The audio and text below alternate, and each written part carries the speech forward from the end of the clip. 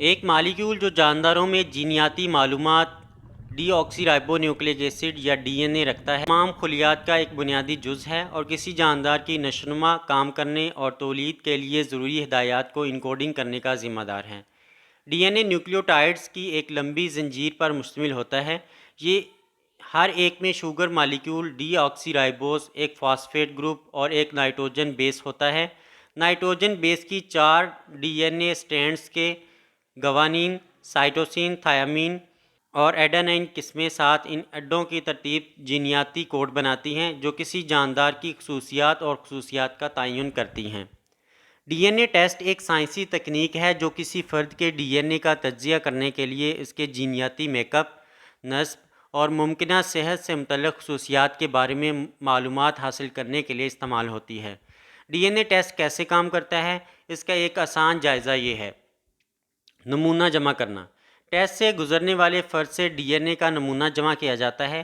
یہ اکثر طریقوں سے کیا جاتا ہے، جیسے گال کے جھاڑو، تھوک جمع کرنا یا خون کے نمونے۔ ڈی این اے نکالنا۔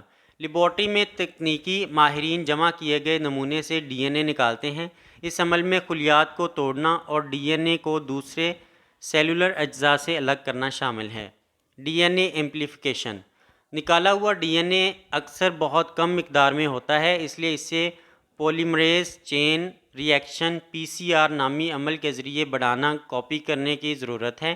اس سے تجزیہ کرنا آسان ہو جاتا ہے۔ جینیاتی تجزیہ۔ ڈی این اے کا تجزیہ کرنے کے لیے مختلف طریقے استعمال کیے جاتے ہیں۔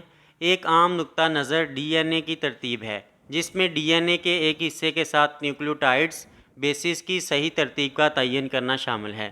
ایک اور طریقہ جین ٹائپنگ، جو ڈی این اے میں مخصوص مقامات پر مخصوص تغیرات کی نشاندہی کرتا ہے۔ ڈیٹا کا تجزیہ۔ ڈی این اے کی ترتیب یا جینیاتی تغیرات کا موازنہ حوالہ ڈیٹا بیس یا معلومات جینیاتی مارکروں سے کیا جاتا ہے تاکہ مخصوص خصائص، جینیاتی رجحانات یا نسب کی معلومات کی شناخت کی جا سکے۔ اس تجزیہ کے لیے جدید الگورتھم اور بائیو انفارمیٹکس ٹولز استعمال کیے جاتے ہیں۔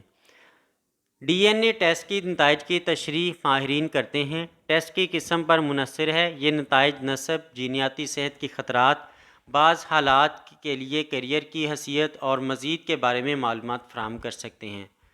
یہ نوٹ کرنا ضروری ہے کہ ڈی این اے ٹیسٹ کے مختلف اقسام موجود ہیں، جن میں سے ہر ایک جینیاتی معلومات کے مختلف پہلوؤں پر توجہ مرکوز کرتا ہے۔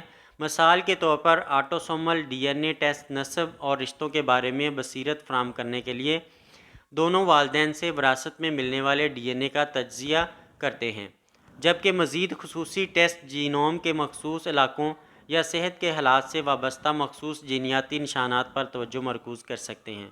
مجموعی طور پر ڈی این اے ٹیسٹنگ نے جینیات، نسب اور صحت کے بارے میں ہماری سمجھ میں انقلاب برپا کر دیا ہے اور یہ ٹیکنالوجی اور علم میں جاری ترقی کے ساتھ ایک ابھرتا ہوا میدان ہے۔